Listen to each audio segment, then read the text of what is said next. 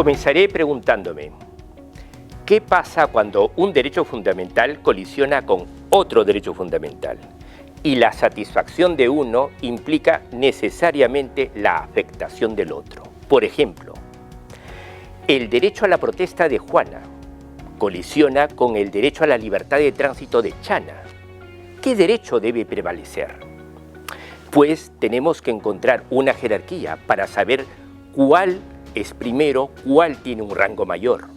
Pero la respuesta a la jerarquía de derechos no la vamos a poder encontrar, ni en la jurisprudencia, ni en la doctrina, ni en la ley, ni en la Constitución, ni en los derechos fundamentales a nivel internacional.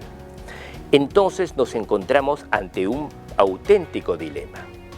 Pero este dilema también implica un vacío, una laguna del derecho. ¿Está todo perdido? Pues no. Bienvenidos, señores, a la teoría de la ponderación y el principio de proporcionalidad.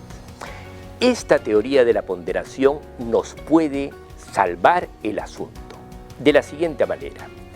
Robert Alexy nos ofrece 3 tests de aplicarle o para aplicarle a una medida que beneficie un derecho pero a la vez afecte otro. ¿Para qué?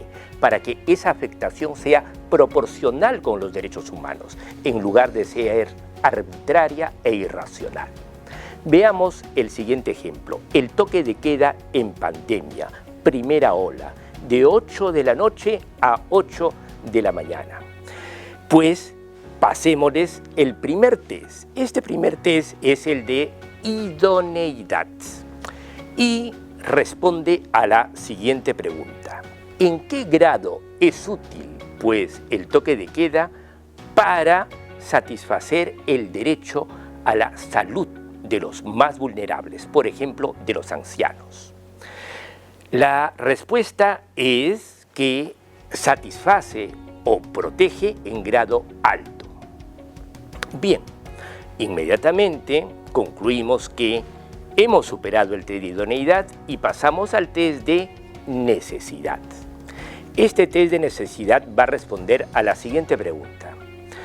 ¿Existe una medida alterna, igualmente eficaz, pero menos gravosa para la libertad de tránsito y de comercio de los emprendedores? Y la respuesta va a ser no. Por tanto, el toque de queda deviene en necesario. Y luego de superado el test de necesidad, pasamos por último al test de proporcionalidad en sentido estricto. Este test lo resolvemos formulándonos 2 preguntas. Primera pregunta, ¿en qué grado es útil o beneficioso el toque de queda para optimizar el derecho a la salud pública de los ancianos? Y como ya lo dijimos, es en grado alto. Ahora viene el por qué.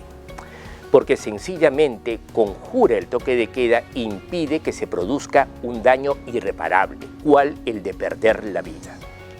Bien, por el otro lado, la siguiente pregunta. ¿En qué grado afecta la libertad de comercio de los emprendedores? Y consideramos en grado mediano, porque esa afectación, ese daño económico es reparable. Y obviamente la razón nos dice que lo más importante es proteger, conjurar, impedir que se produzca ese daño irreparable. En consecuencia, resulta que el toque de queda, pues, es proporcional con los derechos humanos, porque esa afectación al derecho de los comerciantes es en aras de un derecho de mayor peso, dadas las circunstancias. De esta manera concluimos que la medida utilizada del toque de queda, vuelvo a repetir por una vez más, que es proporcional con los derechos humanos, es constitucional en sentido material.